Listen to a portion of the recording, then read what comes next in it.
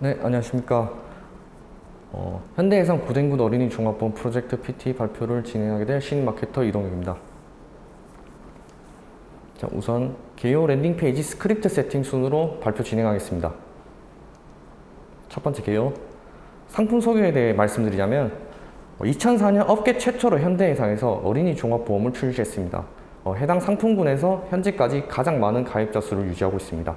그리고 어린이 보험에 대해서 간단히 말씀드리자면 성인 보험에 비해 보험료가 20~30% 저렴합니다. 그리고 영유아 때부터 성인까지 자랄 때까지 병원비, 진료비, 입원비, 치료비 등의 보장을 혜택받을 수 있는 그런 보험 상품입니다. 보험 시장 분석을 해봤는데요. 그림에서 보시다시피 어린이 보험과 건강보험은 작년 2020년에 비해 판매량이 각각 11%, 12% 증가한 것을 확인할 수 있습니다. 반면에 운전자 상해보험 같은 경우에는 37% 감소를 했는데요.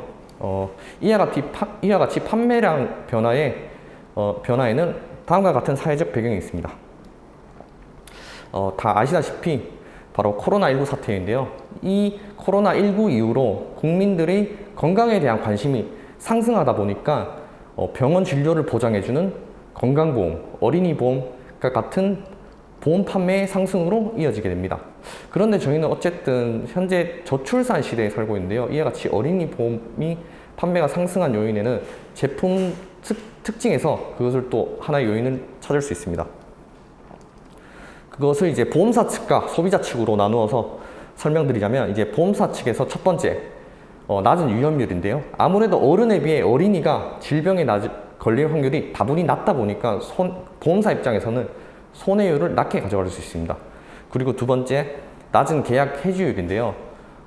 계약자는 부모인데 그 보험 상품의 혜택을 받는 사람은 자녀이다 보니까 이제 계약자와 피보험자가 다릅니다. 그러다 보니 낮은 해지율을 유지할 수 있고요. 그리고 마지막으로 최근에 이제 어린이 보험 가입 연령대가 확대가 되다 보니까 신규 고객을 확보할 수 있는데 용이하고 그만큼 수익성 측면에서도 좋다는 장점이 있습니다.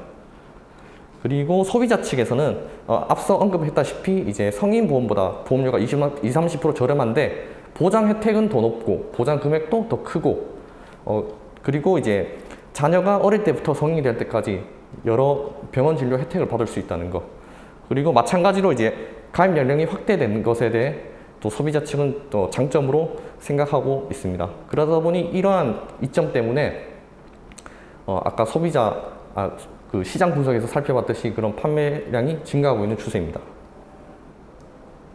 그리고 수압 분석입니다. 강점으로는 이제 타사와 비교했을 때 보험 그 핵심 보장 분야가 골고루 저렴합니다.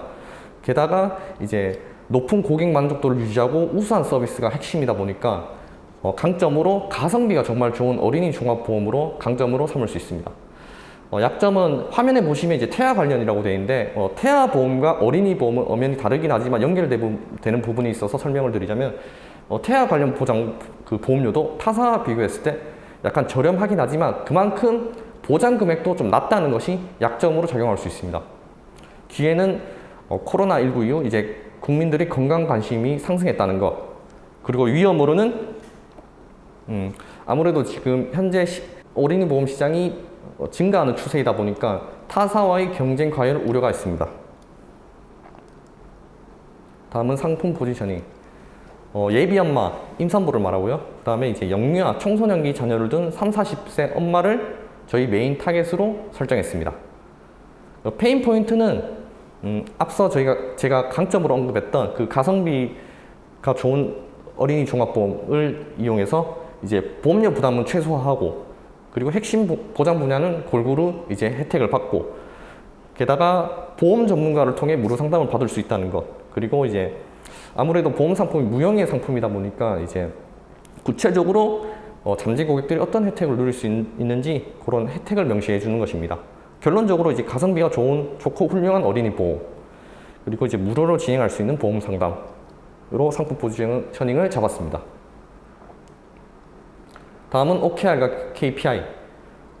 KPI 설정은 보시다시피 퍼널 구조에서 노출 단계, 랜딩 페이지 유입 100회 이상으로 설정을 했습니다. 그리고 유입 고려 단계에서 즉 랜딩 페이지 내에서는 스크롤 70% 30회 이상, 그리고 채널톡 버튼 클릭 10회 이상으로 설정했습니다. 그리고 마지막 최종 전환, 최종 목표 OKR은 상담 신청 5회 이상 받는 것으로 설정했습니다.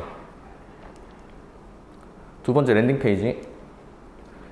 랜딩 페이지 가장 상단에 광고를 클릭하고 유입된 유저가 바로 이제 상담 신청 클릭을 할 수 있게끔 CTA 버튼을 삽입했고요.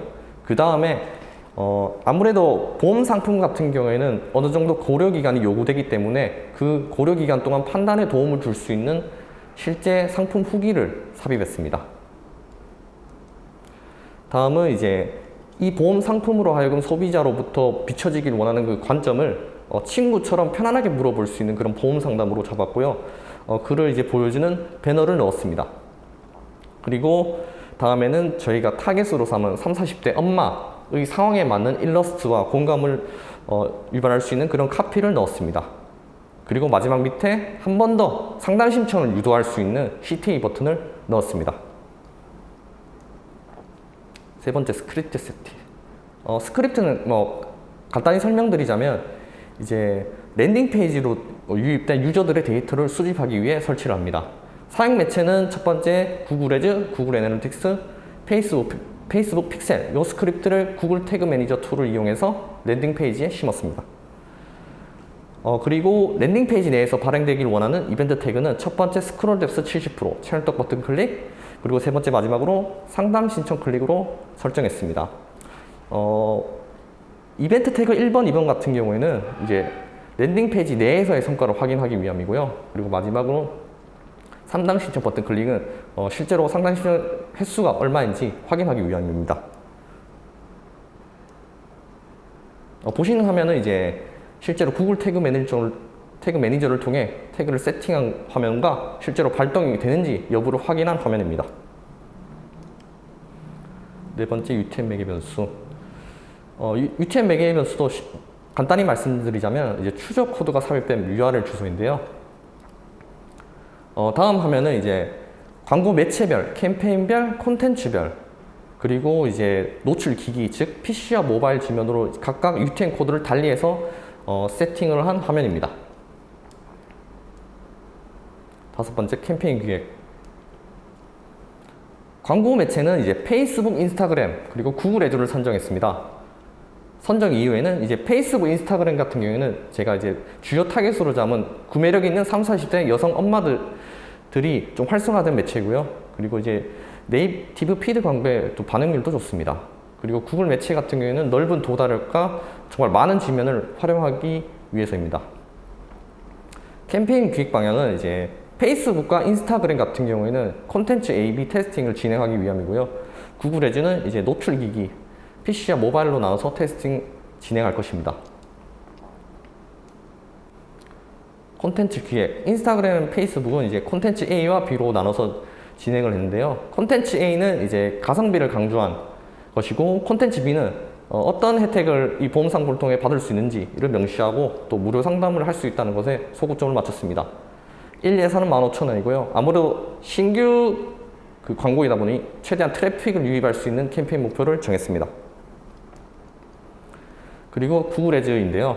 PC 지면과 모바일 지면으로 나눠서 진행했습니다. 마찬가지로 1 예산 15,000원. 그리고 클릭수를 최대화하는 것을 캠페인 목표로 정했습니다. 여섯 번째, 성과 분석, 트러블 슈팅.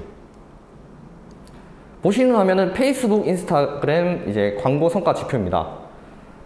성과 분석에 대해 말씀드리자면 페이스북이 좀 더 인스타그램에 좋은 성과를 가졌습니다. 더 낮은 CPM, CPC 결과를 냈고요.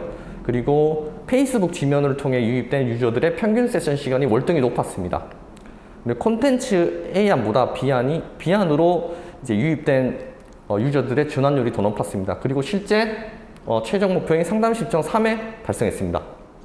개선 방안으로는 페이스북 지면의 성과가 더 좋았기 때문에 거기에 광고비를 좀 더 증액하는 것, 그리고 성과가 좀 괜찮았던 광고 콘텐츠 B안을 좀 더 확대 재생산하는 것입니다.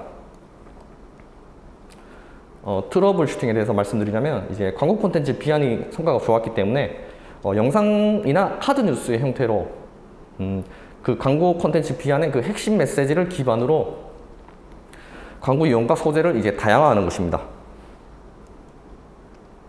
다음 보시는 화면은 이 구글 애즈 광고 캠페인 성과 지표입니다. PC와 모바일로 지면했는데 아무래도 이제 모바일 사용자가 월등히 더 많다 보니까 클릭수도 더 많았고요. 그리고 평균 세션 시간 크게 차이는 안 나지만 그래도 5초가량 더 길게 측정됐습니다. 그리고 모바일 지면을 통해 들어온 유저 한 분이 또 최종 목표인 상단 신청 한 건을 달성했습니다. 개선 방안으로는 클릭률이 좋았던 이제 모바일 지면에 광고비를 집중하는 것이고요.